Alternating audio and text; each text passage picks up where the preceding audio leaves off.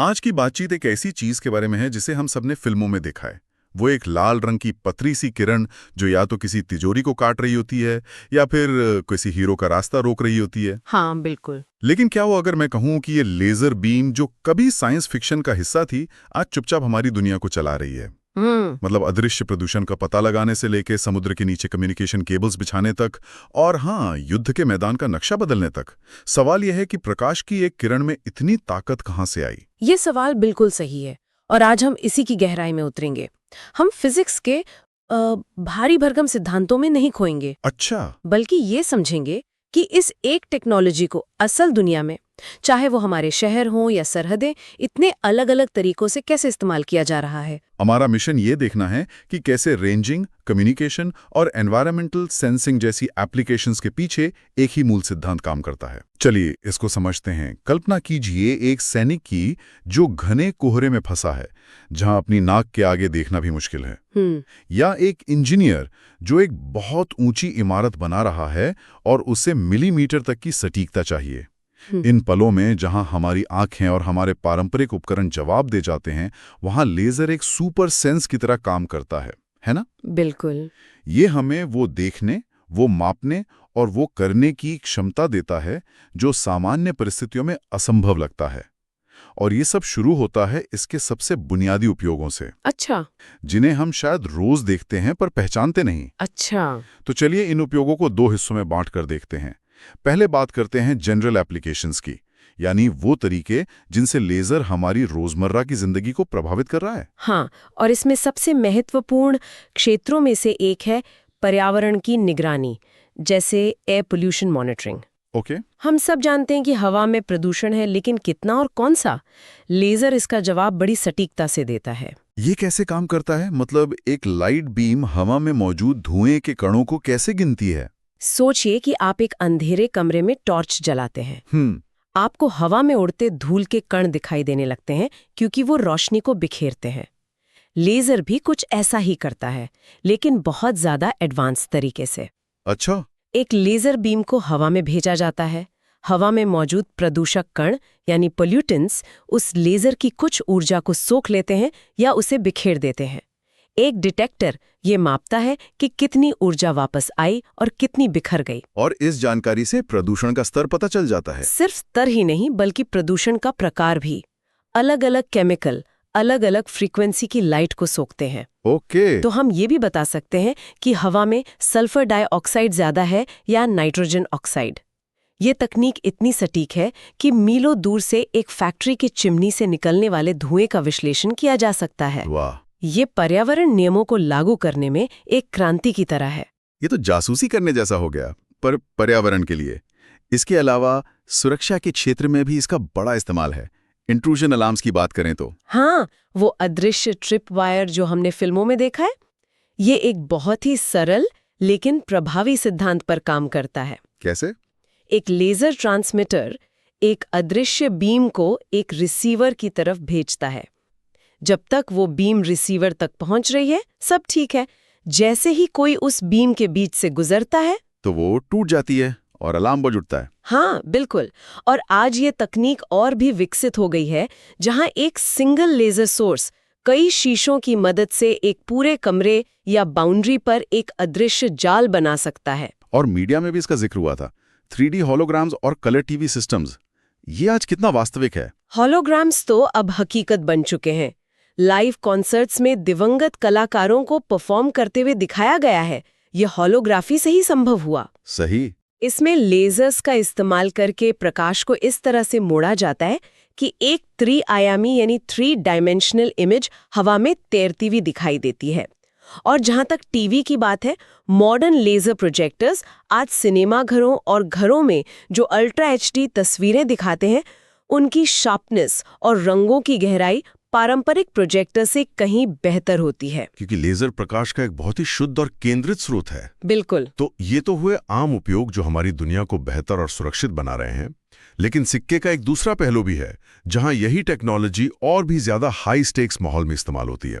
मेरा मतलब है मिलिट्री सपोर्ट एप्लीकेशंस। बिल्कुल। और यहाँ पर लेजर के गुण, उसकी सटीकता, गति और दिशा और भी ज्यादा महत्वपूर्ण हो जाते हैं। मिलिट्री में इसका सबसे पहला और सबसे जरूरी काम है टारगेटिंग एंड रेंज फाइंडिंग। यानी लक्ष्य साधना और उसकी सटीक दूरी मापना। पर इसकी जरूरत क्यों है? क्या एक अनुभवी सैनिक अंदाजे से दूरी का पता नहीं लगा सकता? एक अनुभवी सैनिक शायद 400 या 500 मीटर तक का अंदाजा लगा सकता है, लेकिन जब लक्ष्य 2 किलोमीटर दूर हो तो हवा, तापमान और धरती की गोलाई जैसी कई चीजें असर डालती हैं। अच्छा। यहीं पर लेजर रेंज फाइंडर आता है। ये 1 सेकंड से भी कम समय में आपको बता सकता है कि लक्ष्य ठीक 2143 मीटर दूर है। इस सटीकता के बिना आधुनिक तोपखाना या मिसाइलें बस लोहे के गोले हैं। और ये सिर्फ हमला करने के लिए नहीं है, बचाव के लिए भी इसका इस्तेमाल होता होगा, जैसे दुश्मन को भ्रमित करना या उसे रोकना। हाँ, और ये एक बहुत ही दिलचस्प क्षेत्र है जिसे जैमिंग एंड डिसरप्शन कहते हैं। ये इलेक्ट्रॉनिक वॉरफेयर का एक हिस्सा है। मतलब आप दुश्मन की तकनीक को उसी की तकनीक से मात देते हैं? बिल्कुल। आप दुश्मन के ऑप्टिकल सेंसर्स या हीट सीकिंग मिसाइल्स के गाइडेंस सिस्टम पर एक तेज लेजर बीम डाल सकते हैं। एक मिनट, इसका मतलब आप दुश्मन की मिसाइल को अंधा कर सकते हैं ताकि वो अपना लक्ष्य ही भूल जाए? बिल्कुल। वो सेंसर इतनी ज्यादा ऊर्जा से भर जाता है कि वो असली लक्ष्य और लेजर की रोशनी में फर्क नहीं कर पाता और भटक जाता है। कमाल है। इसी तरह दुश्मन के जासूसी सैटेलाइट्स के कैमरों को भी अस्थायी रूप से बेकार किया जा सकता है। लेकिन यहाँ एक सवाल भी उठता है जो आपने पूछा, क्या ये एक खतरनाक दौड़ नहीं शुरू करता? अगर हम उनके सेंसर्स जाम कर सकते हैं तो वो हमारे भी कर सकते हैं। सही बात है।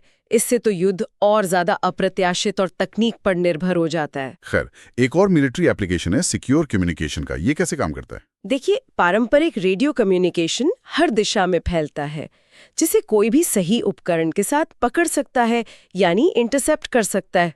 लेकिन एक लेजर बीम बहुत ही संकरी और सीधी होती है। आप एक बीम को एक शिप से दूसरे शिप पर या एक ग्राउंड स्टेशन से सैटेलाइट पर भेज सकते हैं।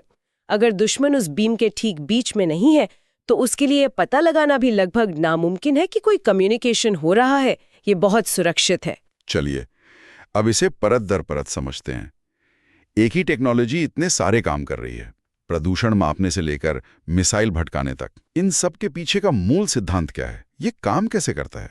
इसकी पूरी ताकत कुछ बहुत ही सरल भौतिक सिद्धांतों में छुपी है। सबसे पहला और सबसे आम है रेंजिंग, जिसे टाइम ऑफ फ्लाइट सिद्धांत भी कहते हैं। टाइम ऑफ फ्लाइट यानी उड़ान का समय। ये सुनने में तो सरल लगता है। और ये है भी। सिस्टम एक लेजर पल्स को लक्ष्य की ओर भेजता है। वो पल्स लक्ष्य से टकराकर वापस आती है। ओके। डिवाइस बस ये मापता है कि पल्स को जाने और वापस आने में ठीक कितना समय लगा।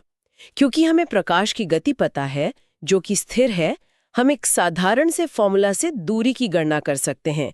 दूरी बराबर समय इंटू प्रकाश की गति भाग 2। और 2 से भाग इसलिए देते हैं क्योंकि ये आने जाने दोनों का समय है। एकदम सही। ये सुनने में आसान लगता है, पर इसकी सटीकता कमाल की है। लेकिन इसमें चुनौतियां भी हैं। हाँ, यही मेरा अगला सवाल था। जैसे, क्या धूल, धुआं या बारिश इस टाइम ऑफ फ्लाइट को प्रभावित नहीं करते? क्या सिस्टम हर बार 100% सटीक होता है? बहुत अच्छा सवाल है। नहीं, ये हमेशा 100% सटीक नहीं होता।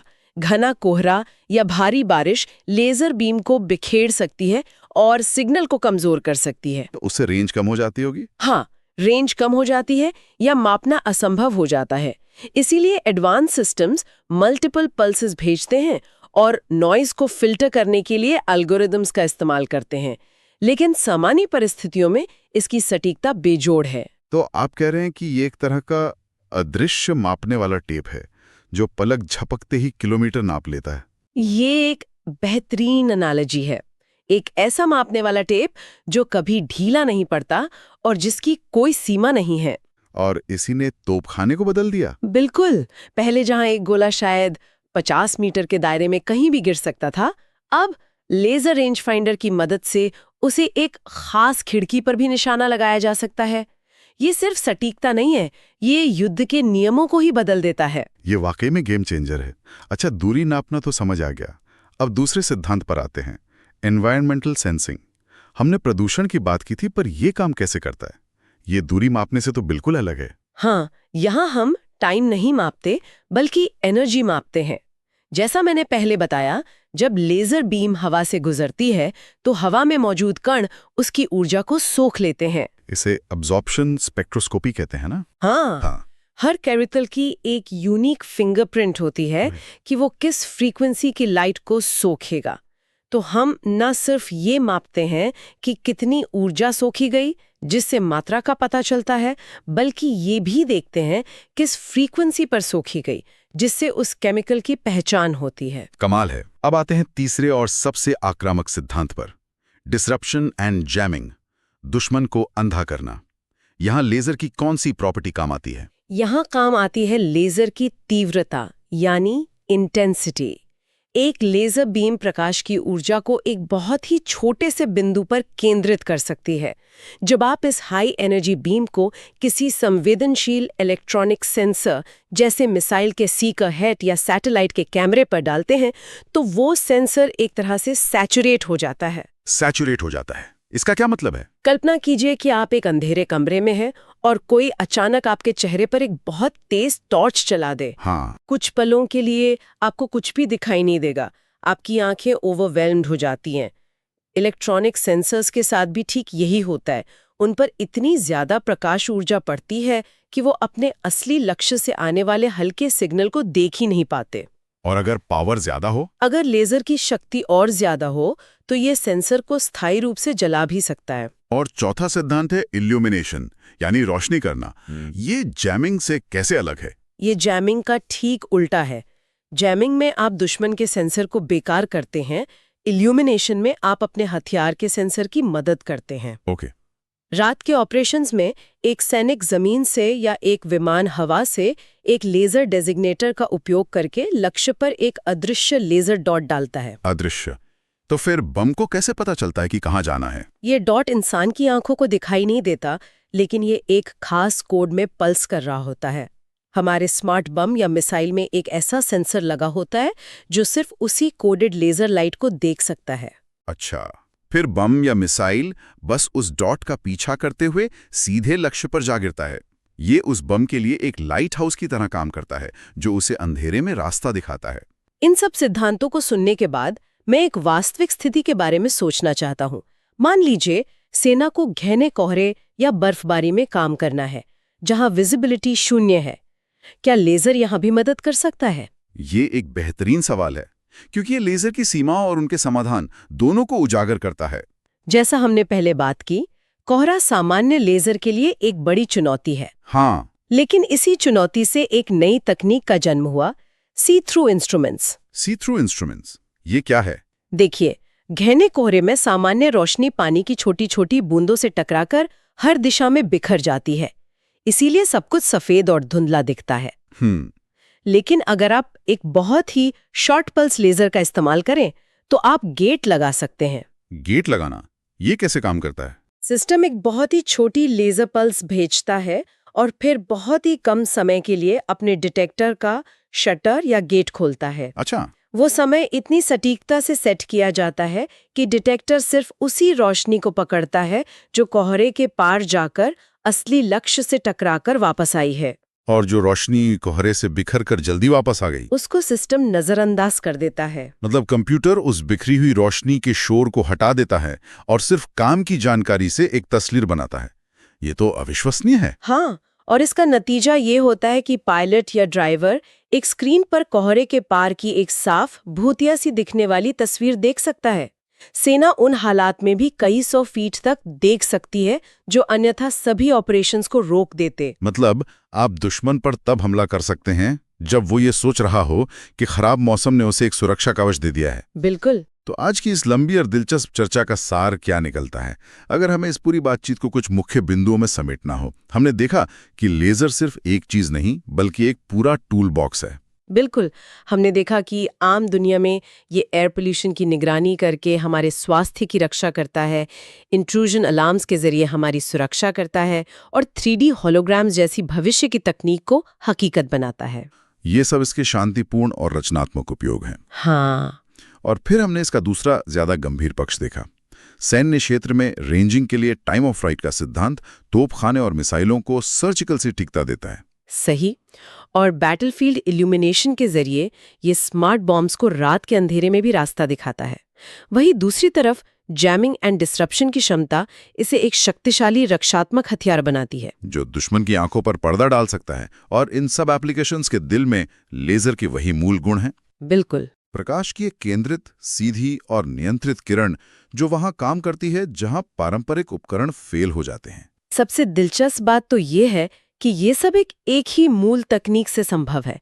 एप्लीकेशन बदल जाती है, माहौल बदल जाता है, लेकिन सिद्धांत वही रहता है। ये विज्ञान की सुंदरता है। जाते जाते सुनने वालों के लिए एक सवाल छोड़ जाते हैं। हमने सिक्योर कम्युनिकेशन की बात की। ये सोचने वाली बात है कि एक लेजर कम्युनिकेशन सिस्टम को पारंपरिक रेडियो फ्रीक्वेंसी आधारित सिस्टम की तुलना में अधिक सुरक्षित और जैमिंग के लिए कम संवेदनशील क्यों माना जाता है? इसके पीछे कौन सा भौतिक गुण सबसे ज्यादा जिम्मेदार है? इस पर सोचिए।